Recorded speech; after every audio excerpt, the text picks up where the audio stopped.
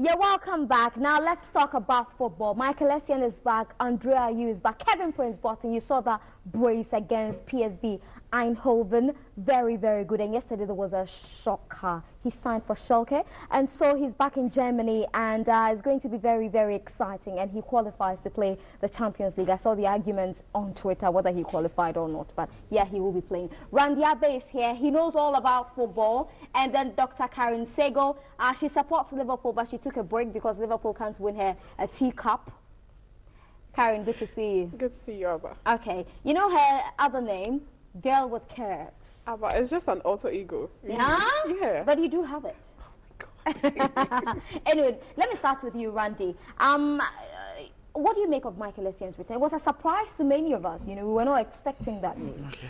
First of all, I am an unrepentant Liverpool fan. Okay. Yes. Yeah? I forever and ever. Okay. I'll die a Liverpool fan. Yeah, we're beating you tomorrow anyway. Oh, I mean, that's what the Chelsea fans were saying. About Bayern Munich. About Bayern Munich. And, I hear the scoreline was 5-4. 5-4 with, what's the guy's name? Lukaku. With Lukaku dissenting. Anyway, you know, I'm extremely excited about Michael's return. And I even enjoyed the surprise element. I mean, Kwesi Appiah didn't let anybody know until when he released the list to the FA. You know, nobody knew. Not even many of the guys on the FA didn't know about it, and it was intentional. You know, so nobody really expected Essien to come back, and I'm sure that's what has generated a lot of talk. Because if it was expected, the conversation would have started. I mean, long before then. I am happy that he's back, and he's a player of immense quality, and he's somebody who also, in terms of being a team player and conforming to rules, as somebody who I really admire. I mean, the only thing about Essien is that he oversleeps. That's the only thing about him. He sleeps a lot. Yeah. And I'm sure that's perhaps the source of his strength and everything. He sleeps a lot. So if you do not go wake him up, he might always turn up late. He doesn't play with his sleep. I'm happy. He'll come, he will inspire the boys. When he's on the field, he gets the opportunity. He's a game changer. And, I mean, he's not like the Essien of 6 years ago or 8 years ago, but he still has a lot, you know, to offer. And I'm happy. I'm happy that he's back in the team. Fantastic. Karen? I'm actually happy knowing I have something in common with Essien. And what's that? I love sleeping too. Oh, wow. Karen, by the way, is a medical doctor. That's the piece of information I want to put out there. Yeah. Hence, Dr. Karen Sego. Okay. How do you put me together with two doctors? Okay. One is a lawyer. A PhD lawyer. PhD. And a medical doctor. Yes, a medical doctor. And Mr. Randy Abbey. a PhD from the streets. Okay, Karen. Well, I took a long break from football. Because Liverpool wasn't winning. No, actually. It was distracting me. I needed to concentrate on my studies. So, I mean, if Ghana is going to win, that's all. That's what everybody is expecting, or everybody is looking. But are you excited he's back? I'm happy Ghana is going to win. Now, I just want to know what you make of Essien's return. You're on the spot. I'm happy Ghana is going to win. Okay, but how do you know we're going to win? He's good. Okay. At least I know very little about football, but people who know a lot about football know he is good. So definitely, I mean, it's going to buff Ghana's potentials up. We're going to have a bigger chance of winning. So yeah, I'm very hopeful. Yeah, you've got to be hopeful. Yeah. I mean, a lot of people are hopeful, but there are people who have said that because Essien, Kevin Prince Boateng, and Diva Ayew have probably not played together for a while, they might not gel. That's quite a genuine concern. I don't believe so. These are experienced players who have played together, and they know the game. They only need to come together within a few days, and then they know how to take instruction from the coach, and then they'll be able to gel. So this assertion that because they've not been together, they will not gel, does not hold at all. Okay, is it a big concern to you? You know, people, when I listen to that kind of conversation, the impression it creates is that the players that we have are some new bunch of players. They've never played with Essien and Dede and Kelvin before. I mean, that's not true. You look at the squad. I mean, when was the last time Dede played for the team? Dede has only been absent from the Nations Cup. That's just the point. Most of these guys, with the exception of about 2 or 3, he's played with them. I mean, there are many players, about 5 or 6 who've played with Kelvin. There are many, some who've also played with Essien. At the end of the day, a national team is not like a club side. Yeah. There's a club size that have the opportunity of training on a daily basis. These guys come together. It's like a collection of talent. They come together, and the coach tells them, this is how I want you to play.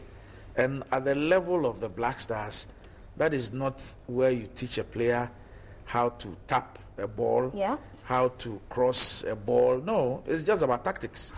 So you take players who have the kind of technique and talent that you require, and then you tell them how you want them to utilize those things to get a result. And so it is not a big deal. It's really not a big deal. And as far as national teams are concerned, you'd always have the 1, 2, or 3 players who are always new into the team, who always come in. That's how a national team is. You know, so I don't think that there are any issues with that. Yeah. Okay, let's move away from Michael Essien and talk about Kevin Prince Boateng, Dr. Ampao. Initially, I didn't know much about Kevin Prince Boateng until when he decided to play for Ghana. We were so excited. But I became very disappointed when he said that he would not play any longer. I felt like, this guy just useless and numbers. But thank God he's back. And he's back for good. And I'm so excited. Look at his quality, his ability to score goals, and ability to move forward. He's so confident on the ball, and I think I like him coming. He will add a lot to the midfield and then the striking force of the Blaster. So I'm excited. Okay, Karen, Kevin Prince Boateng, very handsome boy. My sentiments will not go down well with a lot of people, so I'm just going to take the backstage and just go on. Feel free. No, I feel the same way about him that I feel about Essien. And what is that? Just like he said, like they kind of used and then dumped, but they are an asset to the team, the national team. So we really can't do without them. So I'm happy he's back. I mean, this is not coming from your heart. Were you surprised that he moved from AC Milan? I mean, he was getting regular time at AC Milan, scoring goals for AC Milan, and then yesterday, surprise, he goes back to Germany. I think that his movement from AC Milan has been on the cards for quite a while. If you study media reports, I mean, there was speculation. He was going to go here, was going to go there. AC Milan wanted to sell him.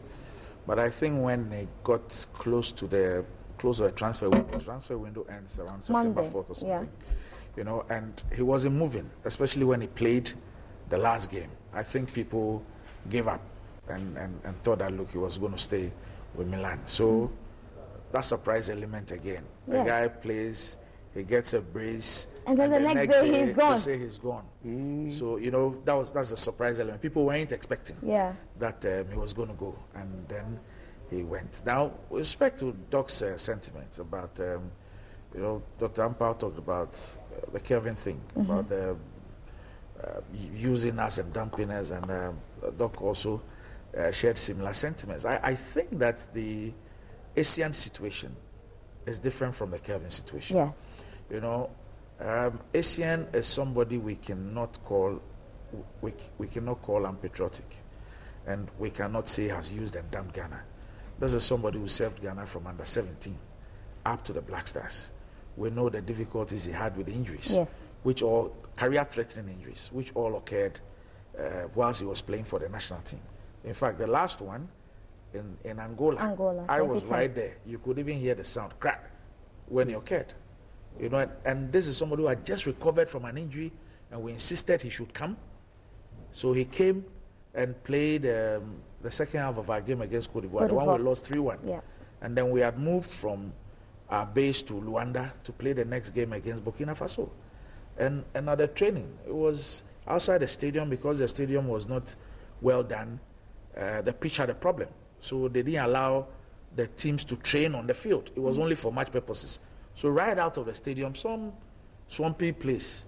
And that's where we're supposed to go train. And that thing happened, you know. And the thing about football is I think we always speak about one side of the coin, not the other. You know, have we also asked about, for example, players who did nationality switches? We call them up for maybe a couple of games and then call them again. Yeah. Have we also thought about them? How would they also be feeling? Would they also think that we've used them and dumped them? What about players who are called up for the national team and it's not a permanent place and are not called again? Because at the end of the day, of all the players available, the coach only has a certain number to pick. Yeah. You understand me? And if it's a CAF game, he cannot even pick the 23. Because it's FIFA, he can let 23 players dress. If it's a CAF game, it's going to be 20 or 21.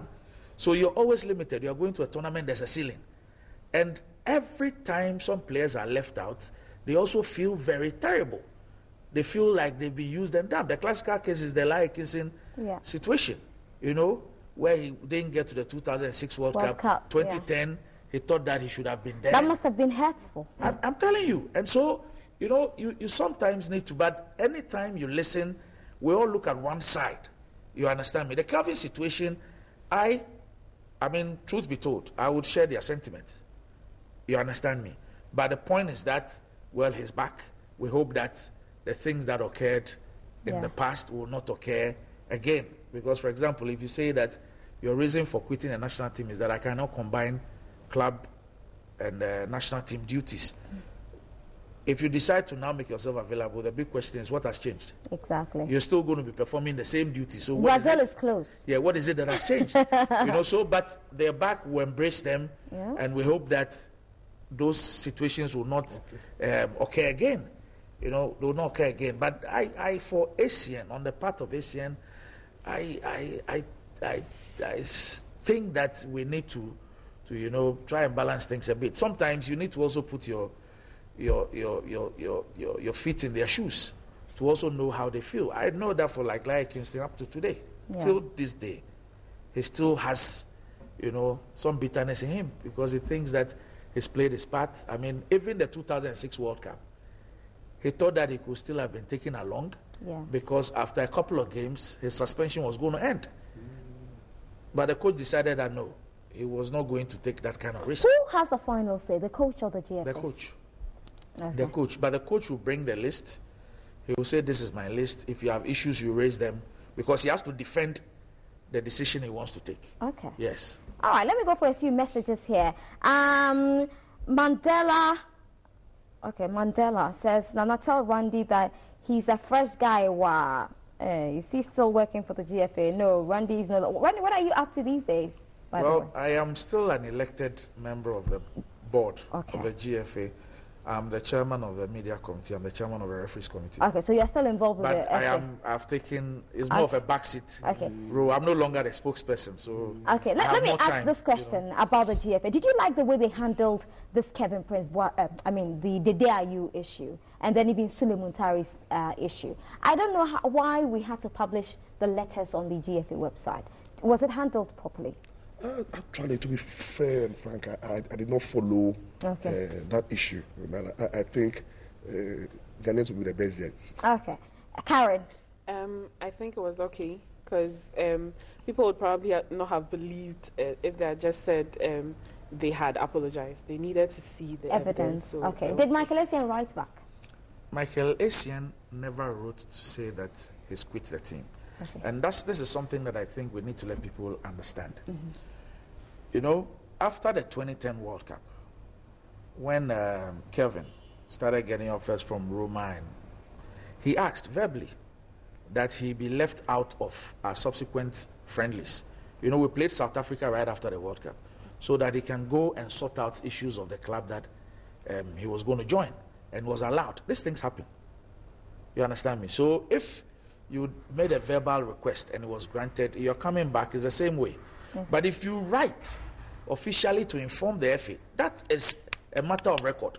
Yeah. So if you rescind your decision, it must be through the same process. I don't know why this is a big deal. Okay. Yeah. How different was this from Asamoah Gyan? Asamoah Gyan, in Asamoah Gyan's case, I think I'm not too sure about the fact. His retirement. Yes. And comeback. His was I think what he said was that he was taking a break. You know, he said he was taking a break, and then when he was ready, he said that he was coming back into the team.